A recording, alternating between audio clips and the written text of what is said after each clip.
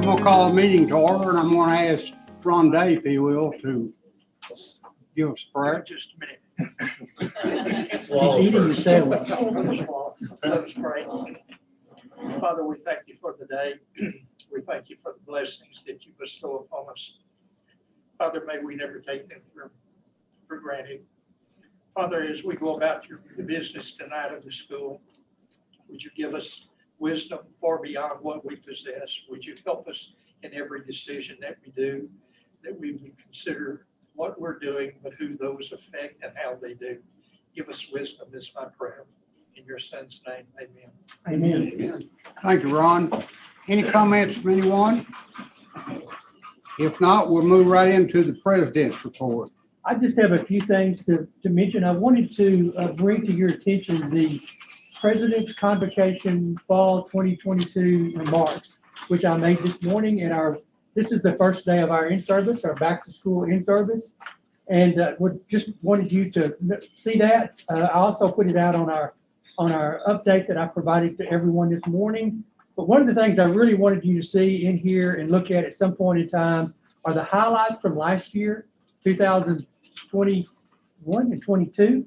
And some of the things, these are obviously not all the things that we did or that was done at the college, but I wanted you to see those. And then I wanted you to see our future goals and opportunities. Those are the things that we're going to be working on this year. And that's basically the last couple of pages. So look through those when you get a chance, and we can talk about those later on. But kind of gives you an idea of some of the things that we did last year and some of the things that we've got on the drawing board to do for this coming year. I wanted to talk about, that's fall in-service, the convocation. We're going through in-service now. First day of classes for the fall semester is next Monday, August the 22nd. Dr. Spazira tells me that the enrollment looks good as of right now. We're still enrolling students, and Dr. Parnell both. I talked to them and it looks good for now. We'll just kind of have to wait and see. We'll be registering students probably through the end of the week. I think the official last day is maybe Wednesday or Thursday, but we're not going to turn too many away. We usually don't. Then we have our next board meeting scheduled for August the 29th. I wanted to bring that to your attention again. That is not the fourth Monday. The fourth Monday is the 22nd.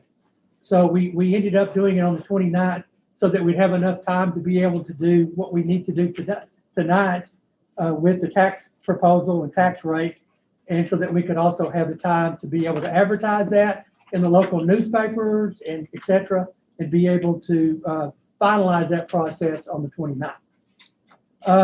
And I think I was going to let Mike talk just a minute about CCAT, some of the things that he's doing with that. But before I did put it on our agenda, but SAC CLC 5-year, that's something that we do every 10 years. We have a reaccreditation, a process that we go through. I think some of you guys were involved in that 5 years ago when we did reaccreditation. We're going through a 5-year reaccreditation right now. And Dr. Spencer Wagley's been working with that with a group of people, a lot of people on campus, including myself. It's a major big deal for us to go through. If we, for whatever reason, if we're not approved by SAC CLC, then we're in a lot of trouble. So we make sure that we're doing things properly and doing things right. And by the time we get finished with it, it will be 200 or 300 pages long. It's all online. It's all in a remote type of online format, but it is a big deal for us. And so we'll be sending that off. It's due, I think, September 15th. We'll be sending it off in the next couple of weeks.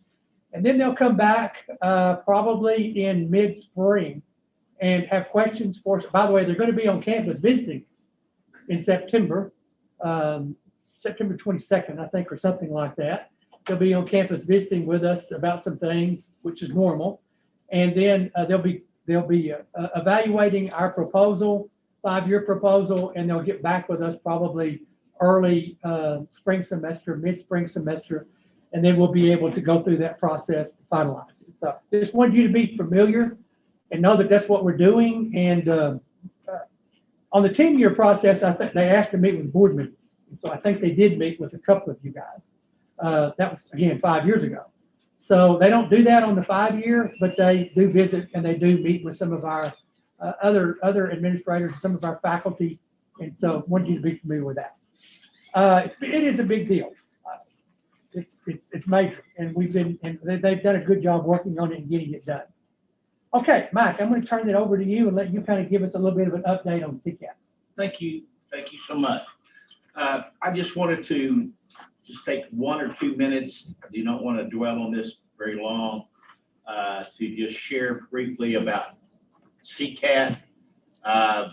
Last year, I had the great privilege of being elected to the board of directors of CAT. And CAT's a state organization that really governs and supports trustees and all trustees at all 50 community colleges statewide. And so I had the great privilege of being elected to that board. This last June, we had our conference, and I was appointed as chairman of the engagement committee at that point. So I put together my committee for engagement. One of the standards that I set before them was to reach back into their regions. We have 6 regions, 6 committee members, and each committee member is responsible for a region. I asked them to go into their regions and go to their presidents and board chairs and begin to get CAT on the agenda. So the trustees and everybody can kind of get an idea of what CAT was doing. I don't want to go in great detail with that this week. I do want you to know CAT represents all 50 community colleges within our state. It has 403 trustees in 6 different regions. Obviously, we're in the East region because where we live, and that entails Angelina College, Kilgore, Northeast Texas, Panola, Paris, Texarkana, Trinity Valley, and Tyler. And then each one of those regions is represented by a trustee from that region. I've got the great privilege of being the representative of our region. I tell you that if any of you have any questions about CAT, to please let me know. CAT is always looking for, and I'm really at this point just speaking to our trustees, CAT's always looking for committee members to be put on committee assignments. If any of you would like to serve on a CAT committee, please let me know and I will get you directed into the right place. I will tell you that being a trustee automatically qualifies you to be a member of CAT. Real quick, 2 things that are coming up with CAT just in the near future. This week on the 18th, I believe is Thursday, if I'm right, we're having a webinar that's a Zoom webinar that probably all of you have probably got information on that already. If you haven't, I'm going to send that out again tomorrow. So you will have that. It's from 12 o'clock to 1 o'clock. This month, we're discussing long-term planning. And so it's going to be very, very interesting. Diane Snyder, who's the vice chancellor at Alamo Community Colleges in San Antonio, is going to be one of the speakers, as well as Sarah Van Cleef, who is the vice president of finance and administrative services in Tyler. So it's going to be a very, very, very good seminar, especially for those that, such as David, that have got a big financial background. It'll be a great seminar. Also on September 30th, one of my agenda items was I wanted to begin to hold regional meetings. So often it's hard for everybody to get loose and go to a conference and main conference. So it's my idea that we begin to hold regional meetings. We're holding our first one September the 30th at Amarillo College. Yep, it's a long way away. I got it. I'm going. If you'd like to go, I would invite you to come and go with me. And we'll spend 8 hours in the car talking about absolutely nothing. Philip can confirm that with you on that. So thank you so much for letting me share those few minutes. And thank you, Jerry. You're welcome. I will mention that webinar Thursday will also be online and later. If you can't watch it from 12 to 1 on Thursday, it'll be out there. You can watch it anytime. At some point, they'll put it out there, post it out there for you to watch. And that will be a good one. I think that I enjoy watching those webinars, but they're always good. I usually don't watch them on the day that they're because there's something else going on, but it's good. CCAT has been around for a long time. I think you were involved in it several years ago, Ray was. But it's also, they do a lot of lobbying for the community colleges as well.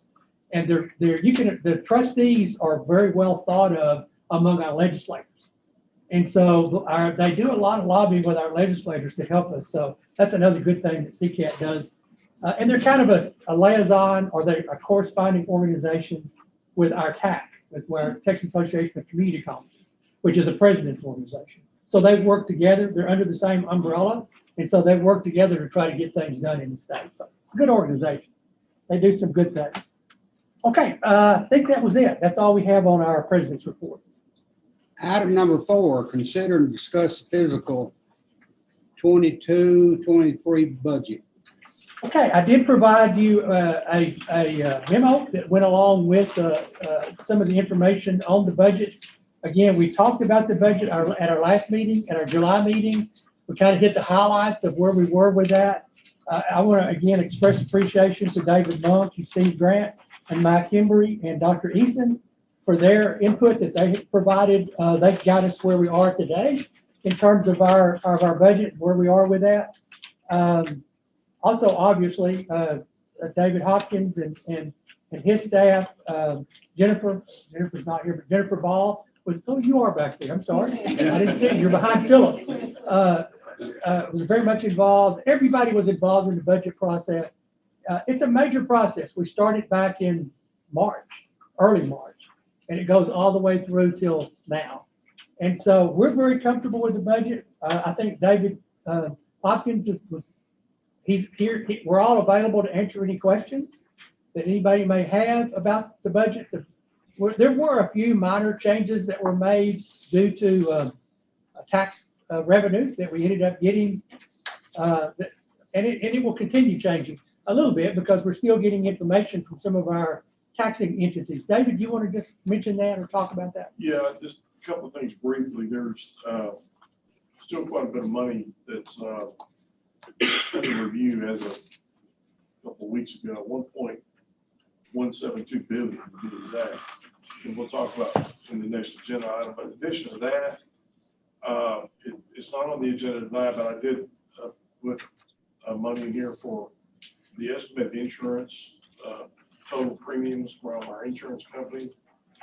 Brenda will be here at the next meeting. I didn't get that till Friday, so it is not on the agenda tonight, but I have amended the budget to try to take care of that. So everything else is pretty much as we discussed at the last.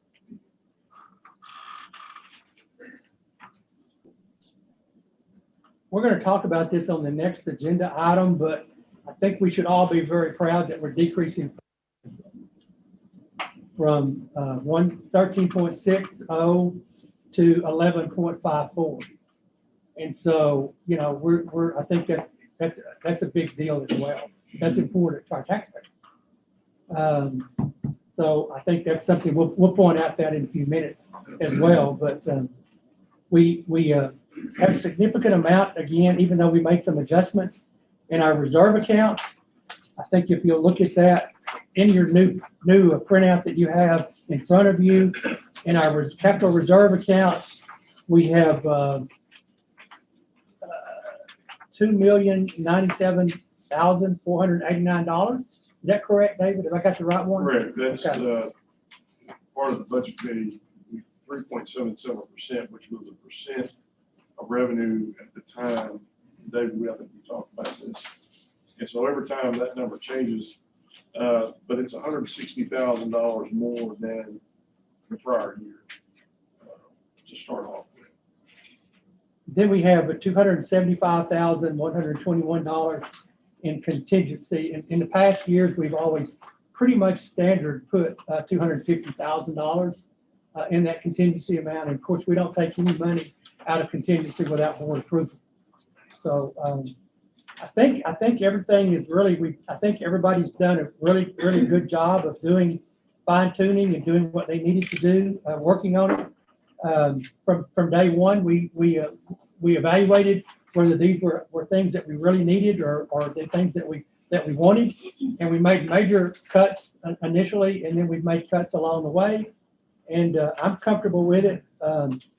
I will tell you this, again, this is just an estimate, but I think we're gonna have a significant amount of money left over this year in our contingency and in our capital reserve.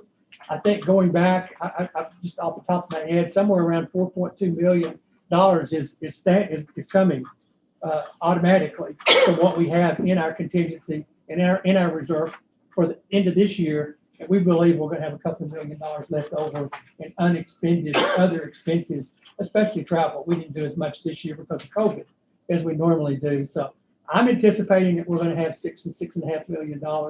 David, I kind of overestimate sometimes, so David may be thinking I'm overestimating, but we're gonna have a significant amount left over this year as well. And obviously, if we stay with what we've got here, we'll have the capital reserve and we'll have a significant amount left over for the end of this year as well. So, anybody have any questions, comments, concerns?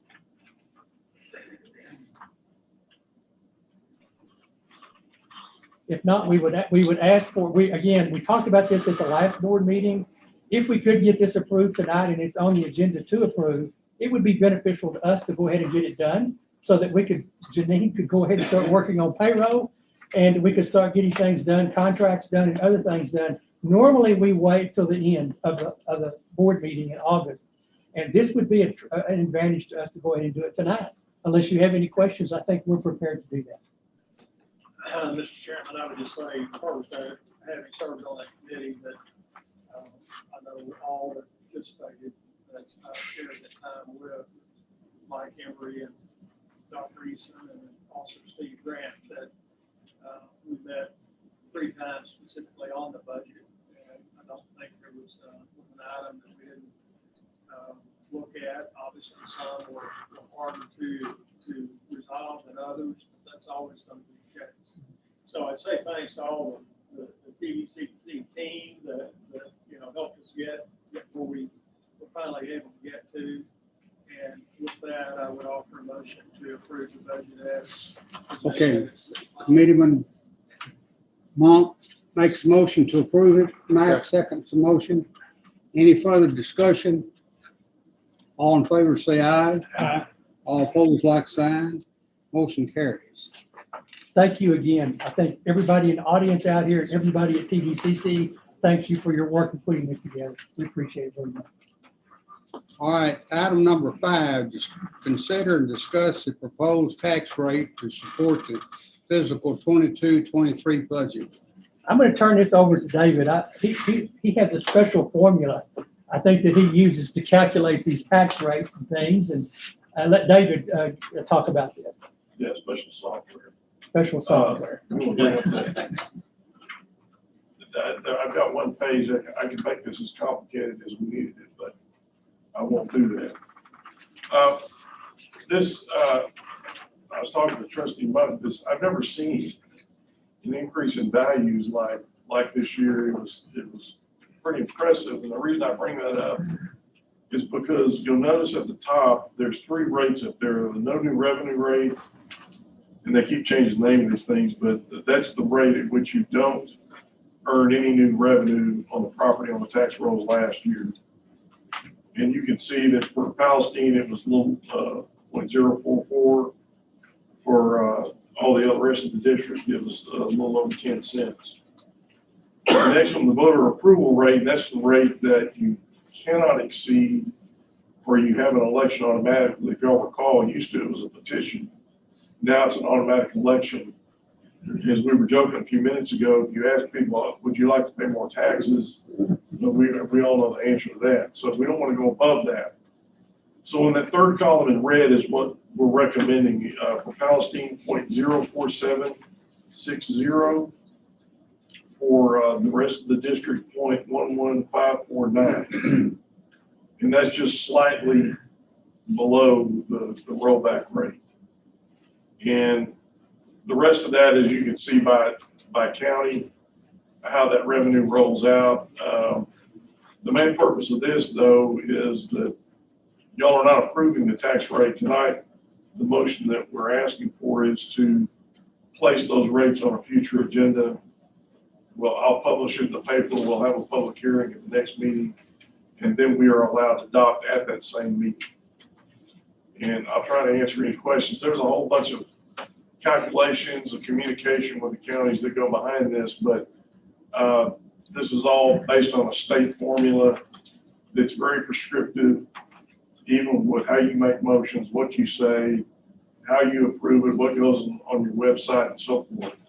And we'll take care of all that once I'll make that motion. So, is there any questions I can answer? David, could you just share for anybody that may not know what the difference is between the Palestine rate and the other rates? Well, I was not here when this was in place. Palestine is a maintenance district. And Dr. King may even know more about it than me, but I it's. actually was here then. I knew you were, but I That was didn't say 45 that. years ago though, David. But it's a separate and distinct district, and therefore it has a separate tax rate. It can't go above 5 cents, as I understand it. And all the other tax rates, that's what makes this difficult, is you have to combine all the information from all the other counties and come up with a composite. But I don't remember why it is a maintenance district only. Well, the state allows community colleges to do maintenance districts, and the maximum that you can do in any of them is 5 cents. But it was an agreement that we made with Palestine, City Community of Palestine ISD basically, and it was done in 73 and 74. I believe it implemented in 75. And it allowed us to build a building, which we opened in 75 in Palestine. And we committed to build a building. If they came into the tax-paying district as a maintenance tax, under the maintenance tax, they approved it, which they had to do, and that's where we are. That's where we've been. We can come under it, we just can't go over it. As a matter of fact, I don't ever recall, maybe some of you guys that have been on the board for a long time do, I don't ever recall coming under 5. Recall coming under 5 cents? Has not happened. I don't think so. And that's something I have a question about. Yeah. Separate tax rate. And are you saying the values have increased more than the 8%, which wouldn't matter anyway, but you can't change the rate? So why do we have to dial it back? Well, because it still applies under state law, and you can't go over it, but you can't exceed that 8%. The way, So you're saying the values have increased enough down there, that we got to lower the rate just in that particular Yes, district, sir. because that's never happened? right. I agree. I don't recall it ever happening either, but We also have a different tuition structure. It was adopted a number of years ago, or probably 10 years ago. Yeah. And Jared, sure you remember that. Because the fact is, everyone else across the TVCC spectrum is subsidizing everything that goes on in Palestine. And that never was equitable. So as the rates became unequal, then we were providing services down there at the same cost. So we amended that to say we've got to move that in lockstep.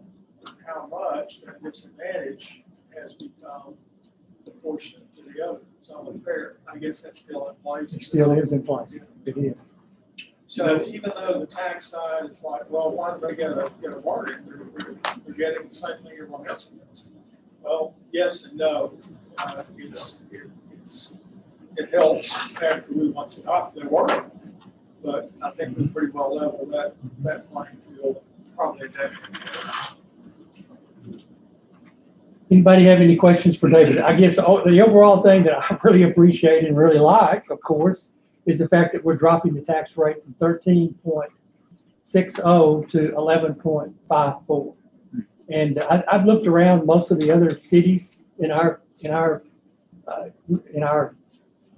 region are dropping tax rates because of the valuation. Yeah. So I'm glad to be able to do that. It's a good thing. We can't do anything about the valuations. That's not up to us. But we can drop the tax rate per homeowner or per household, which is what we're doing. And I've heard this theme from all the counties, even their own tax rates, some of which they just have no choice but to get below that 1 cent. we're still gonna increase the tax revenue by 8%. So Absolutely. that's what I'm saying. We're raising tax revenue by 8%, even though we're lowering the tax rate by 2 cents. Yeah, and it winds up, being more than that, because the 10% cap, that they have, that only applies to homestead. And so, plus all the new property, which you get all of that this year, then it comes under that rule next year. But yeah, if it was without the 8%, this number would have been astronomical. And I think we can thank our legislators for 8%, because I believe the cities ISDs are down to 2 or 3. 2 or 3, yeah. And then ISDs are down to 2 or 3. For some reason, they left the community colleges at 8, which is what they were before. So they did one good thing for us like a couple of sessions ago. Could have done more, but they did that. It was good. And so we were glad to hear that, glad to get that done. If not, we'd have lost a lot more at a lower rate, maximum rate. So I guess, I think I think Norma's provided some wording that needs to be done specifically for this motion. So if we could get someone to make this motion, and then we'll advertise it in the newspapers, and then we'll talk about it again at our August 29th. You want to make the motion? Yeah, I'd like to move that, to approve the placement of the 2022, 2023 tax rates on a future agenda as follows. For the regular tax district rate of 11.5490 cents per $100. And for the branch campus maintenance district, a rate of 4.760 cents per $100. And to hold a public hearing on the 29th of 2022 prior to adoption of the tax rates at the same meeting. Terry seconds motion. All right, all in favor, say aye. Aye. Like sign, motion carried. Did Charlie vote yay? I've been here the whole I time. see Dr. Charlie has entered our meeting. Welcome, Dr. Charlie. I've been here the whole time. You just couldn't see me. He said he's been here the whole time and just couldn't see you. Oh, Took me okay. 25 minutes to learn how to operate the camera on this computer. Well, that's great. We're just glad to have you. I'm very All right, technological. number 6, consider and discuss internet service replacement for the Athens campus. And this is something that we've been working on for over a year. I think the last email I got on this was back in September of 2021, last year. And so Lonnie's been working on this. We knew, Lonnie Packer's been working on this. We knew that we were going to lose our previous provider. A couple of years ago, we've been working under a consortium for several years, 10 years or longer, I know of. And so that consortium did not get funded again. And because it did not, we were not going to, none of the community colleges in East Texas were going to be able to use that provider. And so we've been working on this, and I think we've got something put together here. Actually, we're able to go out and get another grant to help with that. So Dave, you guys give us a little bit of an update on what we're talking about here? Yes, sir. So the previous service, NetNet, I think many of you are probably familiar with, we used that for several years. It is now gone. So Lonnie's been working over the last year and a half to get good internet service to all the campuses, and he's had some success there. What he found in his research was an opportunity through a grant with NSF and this consortium here in the state of Texas called LEARN, which stands for Lone Star Education and Research Network, to acquire some additional internet services through the grant so that the first year of the cost are $0 to the school. The grant pays all that. The second year, we pick up half of the amount for the service, which is about $28,000, and then the third year forward, we have to pay for all those costs. What we want to do is take advantage of this opportunity with LEARN, the NSF grant, and it'll give us a year or 2 years to evaluate our entire internet topology, all the stuff we're using to get to the internet, and come up with a real solid long-term solution. I was interested in what Lonnie was pursuing here because I worked with Learn and Alpine and found them to be a wonderful company to work with. They're very helpful. They're very knowledgeable. They really know how to solve problems when you get into an issue with technology. So I think from that perspective, it's a real win. A couple of things I think that Lonnie and I have discussed and these are on the memo was that Learn will not only provide the internet service for us, but they'll provide these 3 additional services. The first one is what we call DDoS, which is a service that will prevent our machines from being attacked from hackers on the outside that want to do things. So what they do is they basically talk to our computers so much that our computers can't talk to anyone else, so everything just kind of stops. I call it the chatty Cathy approach. They just talk to the computer. The computer just responds. It doesn't know what to do but respond. So everything just comes to screeching halt. Learn can help us mitigate that risk, which is a real risk in the internet world. The second piece, what they call Purine Caching, and really what it does is it brings the services that you use every day closer to you, so they respond quicker, more quickly. So in our case, we use Microsoft for some of our stuff, and we're in the middle of migrating even our email systems to Microsoft. So what that'll do is that'll bring it all closer. I think I've actually heard that it's in Tyler, and we will just connect there. And so these people keep all the servers all over the world synced up. And so that gets that stuff closer to us, and it makes it respond quicker for us here.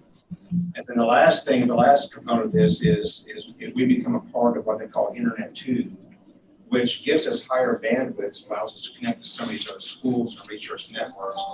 But what I found the value component for Internet 2 is it gives us other software and other services at discounted rates. So once we get into this, we get on Internet 2, we can buy some of the things we're buying today, but it will cost us less. So I think what Lonnie really wants to do is for us to approve the purchase of this agreement with Learn through the NSF grant. And then we'll use the next couple of years to kind of map out a longer-term strategy for what we're going to be called for internet connectivity. So any questions on that? Yeah, you indicate the retention of submarine services and backup. Is that a absolute necessity, or is that a desired luxury? Yeah. In other words, who has a full high-speed backup support? It's important. So why that? So we have backups at all of our locations now. The reason we want the high speed for Athens is because almost all of our services today are still coming out of the Athens campus. And so when we lose connectivity and if we don't have a high speed backup, nobody can work anyway. And so we feel like it's probably justified to have that high speed backup here. At the other campuses, we have low speed backups in place that Lonnie's worked out through some of the companies that he's been doing work with. Those provide very limited access, but at least it allows things like phones and a few of the computer systems at those locations to work. We feel like because there's so much coming out of our campus still, that we need that high speed backup to make sure everything continues to work if we lose the primary service. What is the cost? Yeah, let's see. By the way, Lonnie came in behind you if you just need to back up. No, there you are. No, you're good. The cost of the Suddenlink is $27,600 per year. So the obviously the second year costs kind of equate pretty well with that, and that's why we have to have this period day where we have to kind of evaluate everything. I think we need to come down to a couple of It's in my mind, it's a little bit hard to play off, but no, we don't need one internet provider, we need two. Because we need the best of the best for absolute guarantee that we're fail-safe. And in a perfect world, I agree, but it all costs money. And I can't think of the business that says, so I don't worry about that main one over here. We got another main one sitting right there, just ready to go. solely for that purpose. It costs, $30,000 a year, but we have it because we can. So I guess that's just a concern. I hope you can appreciate that. Sure. Nice, yes. I agree that it's better, I do. But, can you take that home with you? No. It's fairly common, David, in most institutions that I've worked at or aware of, all have Very alternate common. paths. What? Higher education. Yeah, it's pretty common because It's not in private.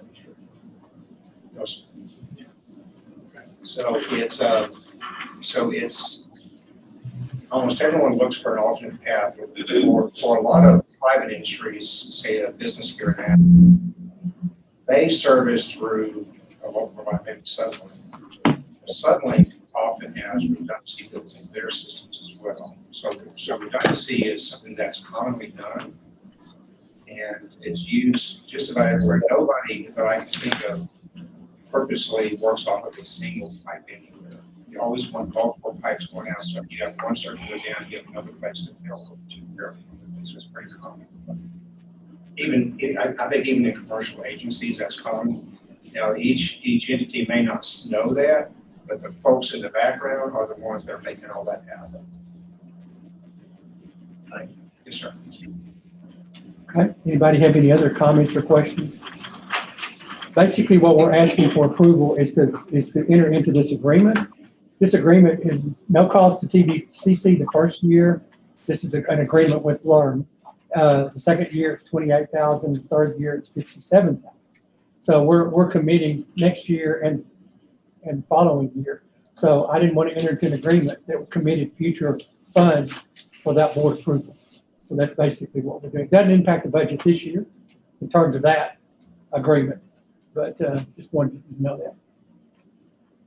Anyone have any questions about that?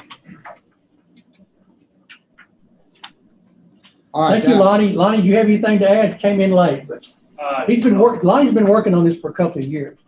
I was a member of the board. I was on the board for NetNet. And when it went away a couple of years ago, it wasn't funded by the legislature. It was another thing the legislature did a couple of years ago. And so we knew this was coming. So he did a lot of work to go out and get this grant. And if we hadn't gotten this grant, it would have cost more money. Thank you. I hear a motion to approve it. Mike makes a motion to approve. Terry seconds the motion. Any further discussion? If not, all in favor say aye. All right. All opposed, like sign. Motion carries. Okay, we need to go into executive session. So did I hear a motion that we go into executive session? So moved. Clayton moves, Terry seconds. All right, all in favor say aye. All right. All opposed, like sign. Motion carries. Folks, we'll be back shortly. Norma, you want to go ahead and put this on? I can't.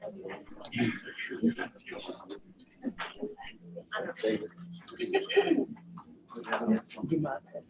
Take one test.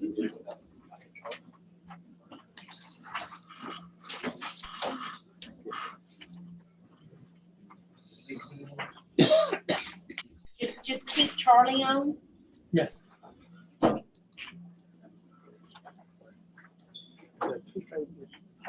think it's long.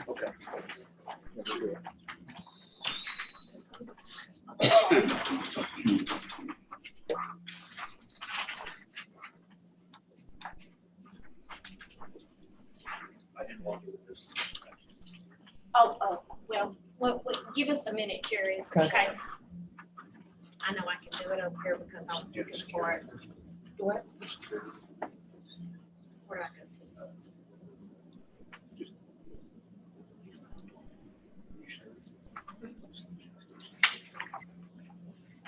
There we go.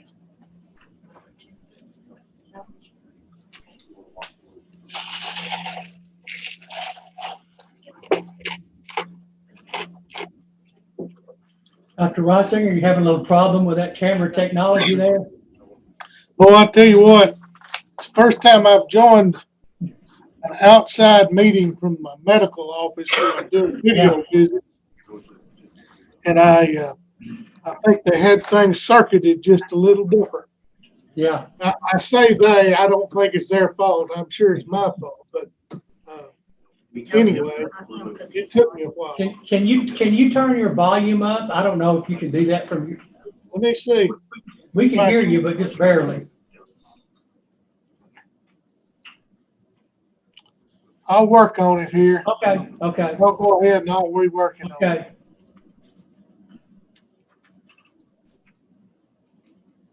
We're getting there.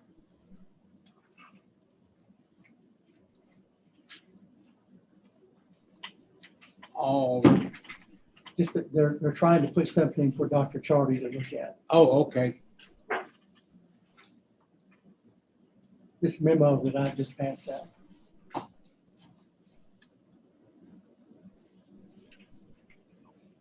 I know, and We're trying to get a memo for you to read, be able to read that I passed out to everyone Okay. here. We'll get it on there in a second. All right. Oh, well, I could rename it. Hold Come on a on. second, Jerry. I want to make sure this is.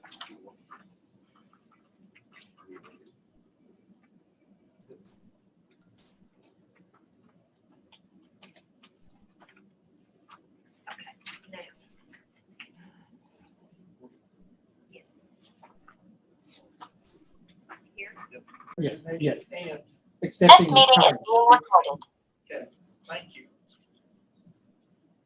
Do I hear a motion to approve the action taken by the board in the Executive session. executive session? Ron's gonna make that motion. Okay, you ready? Okay, and Ron gonna make the motion? I'm sorry, I'm a little slow. I'd like to make a recommendation that we, the retirement of Jerry effective May the 31st, 2023, at for 9 months at a salary of $190,000. All right, that's satisfied. That's good with me. All right, do I hear a second? David seconds that motion. Any further discussion? If not, all in favor, say aye. Aye. All opposed, like sign. Motion carries. Dr. Charlie, it's your time to step up. Well, I'll make a motion, we adjourn if anybody can hear me. We can hear you. You made a motion to adjourn, right? Thank you. Do I hear a second? Second. Dr. Terry and Dr. Clayton both seconds it. Okay, all in favor, say aye. Aye. Nah. Good night, you all. Thank you. Have a safe trip home, and we'll see you on the 29th.